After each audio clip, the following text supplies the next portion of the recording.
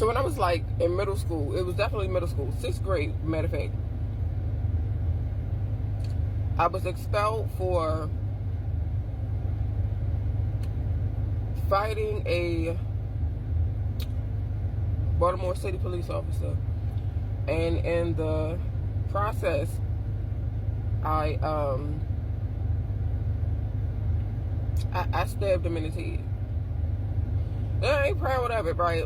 Because there was a lot that was going on at that time. But that's not the point I was coming to talk about. Do I do hope that even all these years later, he's okay? I don't know if half of these people are still alive, okay?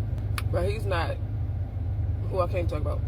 I'm talking about the people that came before him, before I even got into the altercation with the officer. Okay. 6th grade was definitely around the time of childhood prostitution. Okay. I barely came to school. I did, but I didn't. Okay. But when I did come to school, it was a couple things that I had to deal with. There was a couple of my male teachers, okay, who didn't mind flirting with a 6th grader. And then I had to deal with the female teachers who, and it didn't dawn on me until like I got older. They were probably women that had crushes on these same men until you saying that those same men didn't like you. They liked children. And instead of you getting out your feelings about a man or men, you didn't take it that way. You just thought I was a problematic child, when the reality of the situation is 90%, okay? And like I said, I got in trouble a lot of times as a kid, but for the most part, it was literally because of bullying, okay? And people who feel like your life had more value than theirs, when that wasn't true. You're a human being just like I am. I'm talking about from elementary school on up, okay? I didn't fit in, but not like I was trying to fit in, because it's a no. But when I got to 6th grade, mind you, back was in elementary school, my mother worked at the school, so the staff there already had like this illusion, okay, that you could just call my mother upstairs and she'll stop. No, I was a child that dealt with autism and undiagnosed. And I probably shouldn't even have been in your class. You couldn't comprehend that part. But not just that, there was a lot of hate there. My mother would be dropped off at work by her husband at the time. And where, I'm going to just say it, some of those women were just silly. Children there thought, oh, because your mother worked there, you get extra stuff for free. We don't. We don't. Okay? So I'm talking about bully, bro, because people were trying to put your life together and you autistic and can't comprehend why they're doing it. But when I got to middle school, right, I had to understand something. Mind you, I wasn't a problematic child like people thought. I mean, like, yeah, I was, but not because of nothing, okay?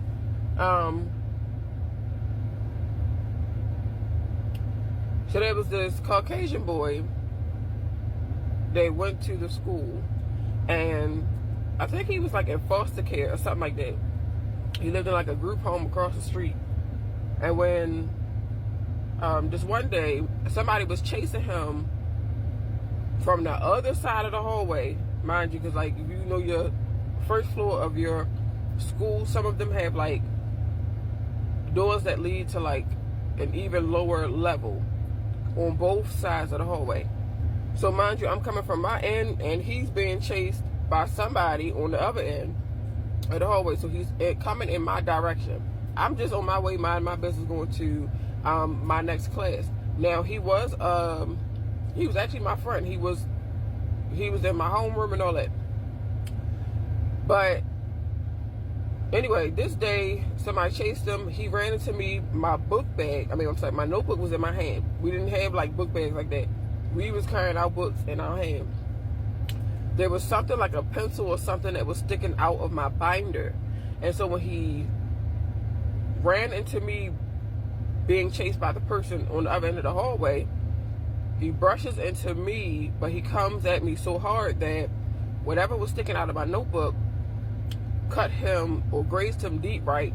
But not deep like he all over the place bleeding. No, it was just, when I tell you, it was enough to say you bled, but not something like, oh, you bleeding all out on the floor. Nonetheless, after he said excuse me, and I'm talking about we just squashed it, he and I, 2 6th graders, squashed this whole thing. Not even saying it was my fault, but it was like, you ran into me, you got poked, that kind of thing. I'm okay. But he goes to the nurse's office. The nurse was a Caucasian woman as well. Mind you, the middle school, all the schools that I've ever been to are predominantly black. Okay? It wasn't but a handful of Caucasians in there. And I'm talking about, you can count them on 5 fingers. Okay? And technically, I never met the nurse. I just knew she was the nurse because you were in school. Okay, and if you ever been to the principal's office enough times, you're going to pass that nurse's office regardless. But he got to the nurse's office, and I didn't know. I had already gone to my next class by then. And just out of the blue, a Baltimore City police officer was called on me because the nurse called the police and said that I stabbed this man. The man had already said what happened. And the reason, I'll say it later, like how I knew he said it anyway. But this is how great racism just is, even amongst students, bro. I'm talking about people that don't even comprehend what the heck is even going on. And so I'm in my next class, and there's this police officer waiting on me at the door. Mind you, I'm autistic. I don't know what you want. Listen, whatever it is, I ain't did it, okay? And so there was an assistant principal, right? This is how I knew black people, bro, had a problem with the black race, and you don't look no better. Like, I have a problem with black people who always want to fit in with Caucasian folk. Bro, I'm talking about, you go to great lengths to sit there and try to fit in with people who don't like your kind, regardless of if you kiss behind or not. Okay? And so the assistant principal was clearly a black woman, a mixed woman, a biracial woman. Okay? But she could pass as a Caucasian woman. But that hair, that crown, lets you know. And then she had like this brownish tone, like you could just, this is a biracial woman. But she could also pass as like a Caucasian woman, but she wasn't Caucasian. But for whatever reason, she definitely didn't like me, but you could just tell you just don't like yourself.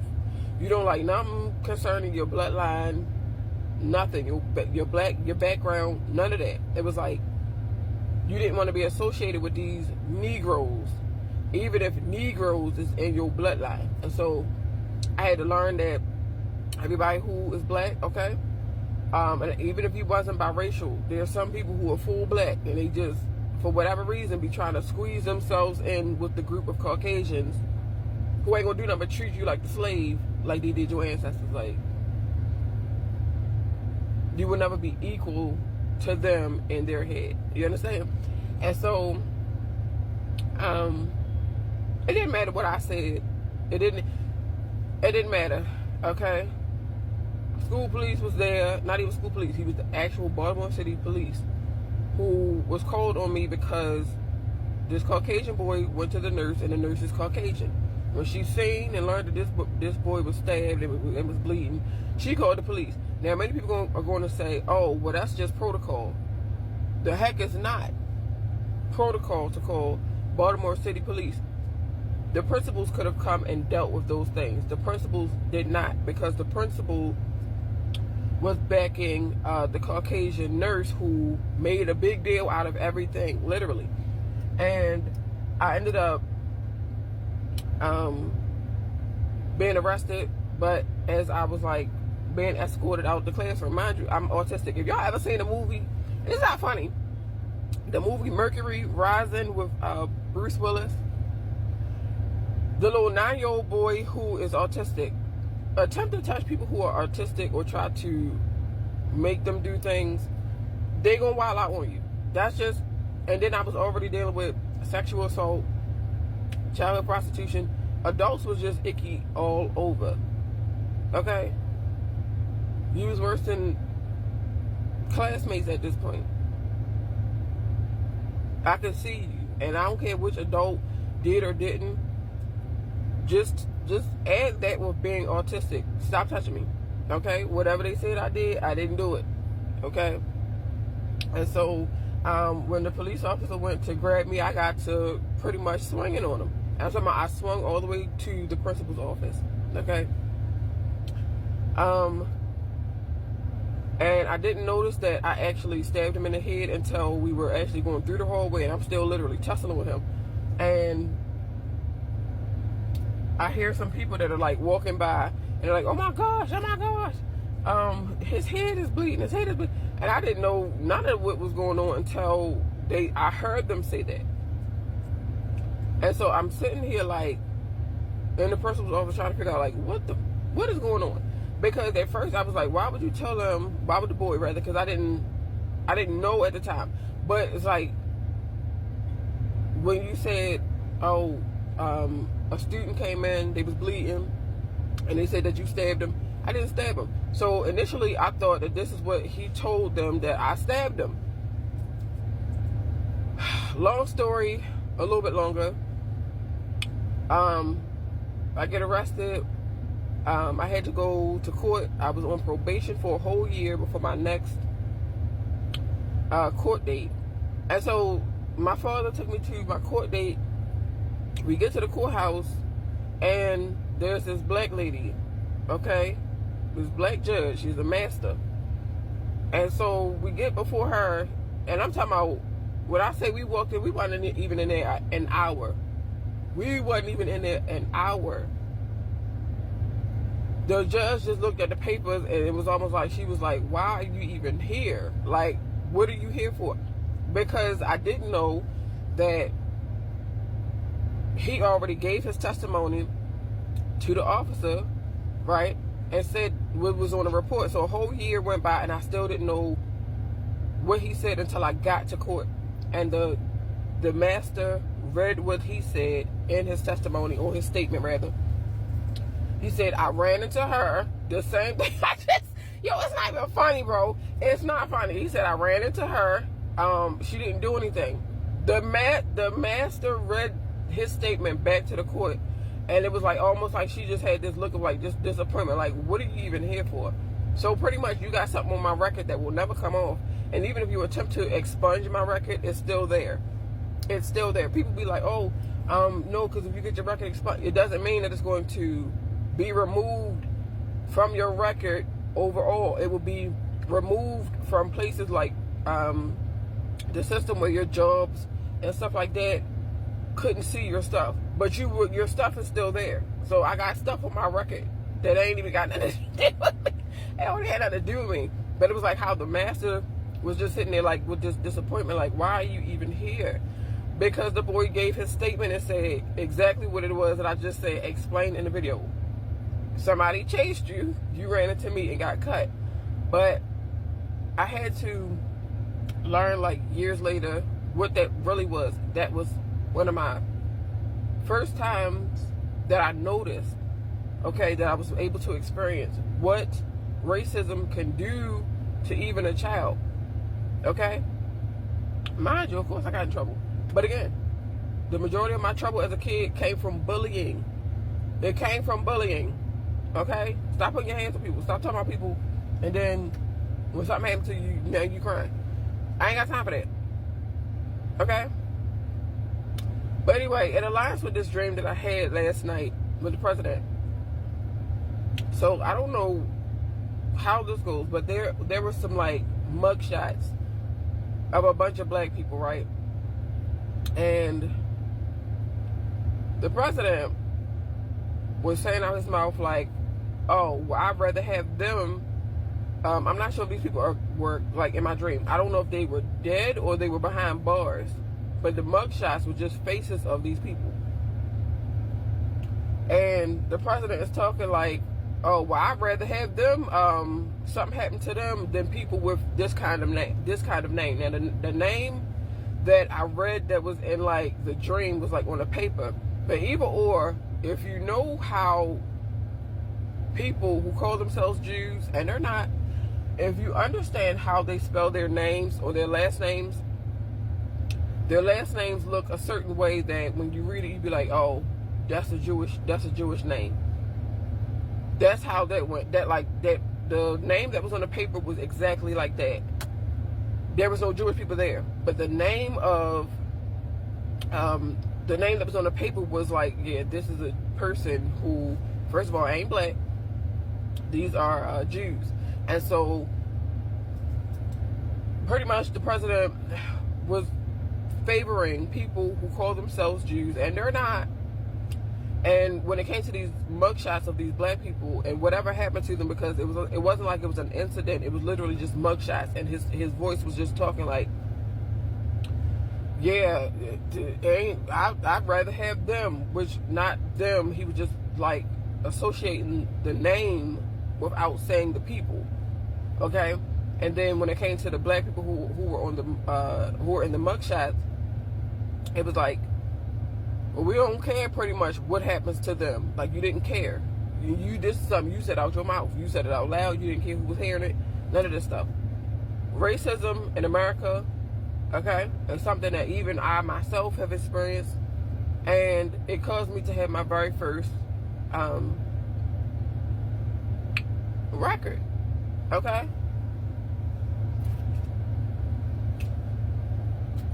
Very first record over something that I truly didn't do. But I do want to apologize though, because I don't know if he's like still alive. But the officer, because I don't even remember your name, honey. My bad. But to my classmate Timothy, my bad as well. Because like for almost a year I was mad, because I was like, why would you tell him I stabbed you and I ain't even stabbed you? But I didn't know it because nobody let me see him in between the police officer. Matter of fact, after that whole incident of him running into me, I didn't see him at all. After that, like at all. I didn't even know he went to the nurse's office until everything unfolded, and then I knew what I was in there for. But it was like a whole year after my probation was up that I went to court that I realized that he actually told the truth and said, no, I didn't. She didn't stab me. I ran into her. Like, literally, that was his words. And the test in his statement, I ran into her. Like, it wasn't no, she took her stuff out, she stabbed. No, I didn't. But yeah, this is not just America. This is all over. Them folk don't care nothing about you. And to the black people who always have a problem with yourself, yeah, black people rowdy. Yeah, they what you call ghetto and a bunch of other stuff. But we not all grouped up into certain things. And even those who feel like they more sophisticated, more educated, yeah, I don't bang with them either. I'm telling you. These are the same people I just told you about in 6th grade. These weren't just regular people. These were people that went to school. They went to colleges. They were in fraternities. And they still was pedophiles. So I think many black people just missed the point. It's not about your race or anything, but the fact of the point that people deal with sin, wickedness, and a bunch of other stuff. Okay? But when it comes to black people consistently being highlighted as just the only people who do these things, you get this head like, oh, I don't want to be associated with them. And so that stigma of just being amongst black people or being around black people, even the ghetto ones, like I said, you have a problem with yourself. Get over it. You're not going to ever fit in this life. This life, okay, was designed for people who wanted to highlight their bloodline and their fake superior ways until you realize that these is people who got DNAs of animals, okay? And been sitting here hiding for so long because You don't want nobody to know. So no, I wouldn't dare want to be a part of such people. I don't care about your race. Who don't want to tell the truth, who don't want to acknowledge that you do have a problem. And it is mental. Okay? It is very much so mental. And so I've been sitting here for years watching people of my own race, people who are biracial, where your parents are black on one side, and then whatever other race is connected to, the other parent, whatever.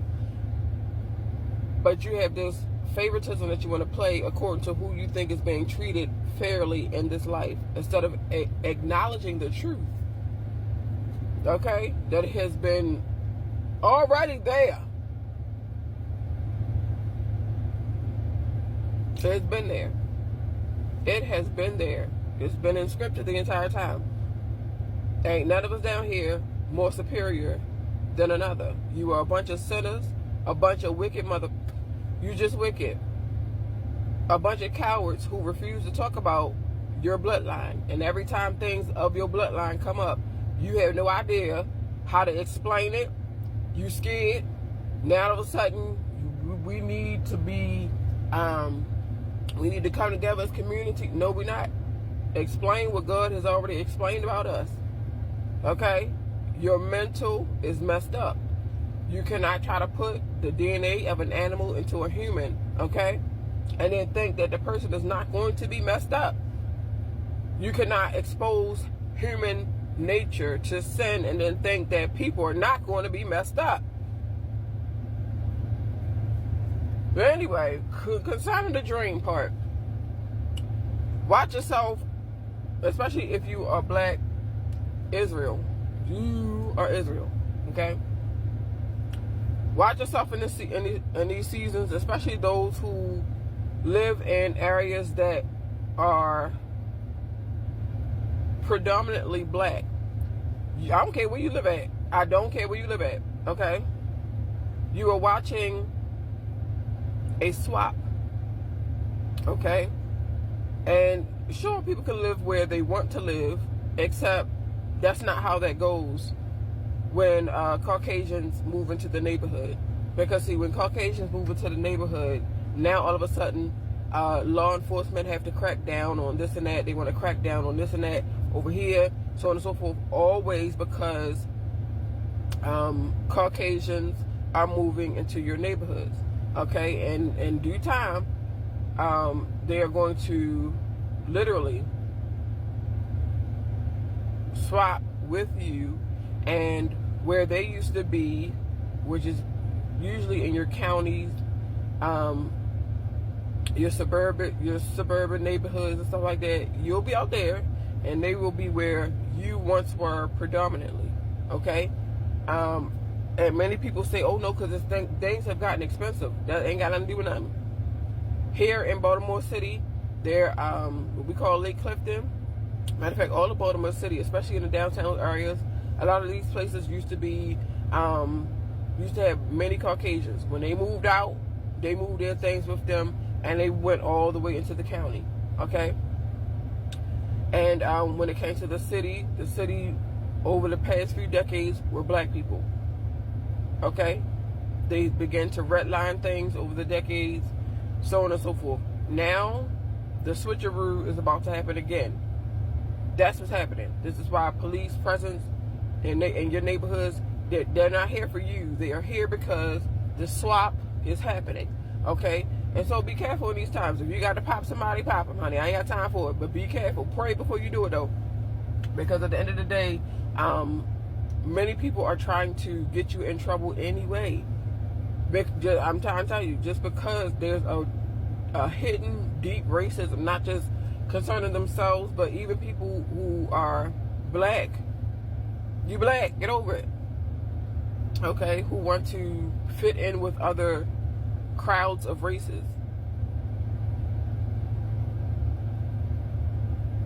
Because you feel ashamed of being amongst black people, but you're not ashamed to be amongst the animal kingdom mixed with humankind, who lie, steal, kill just to have their way. You thought that was power. No.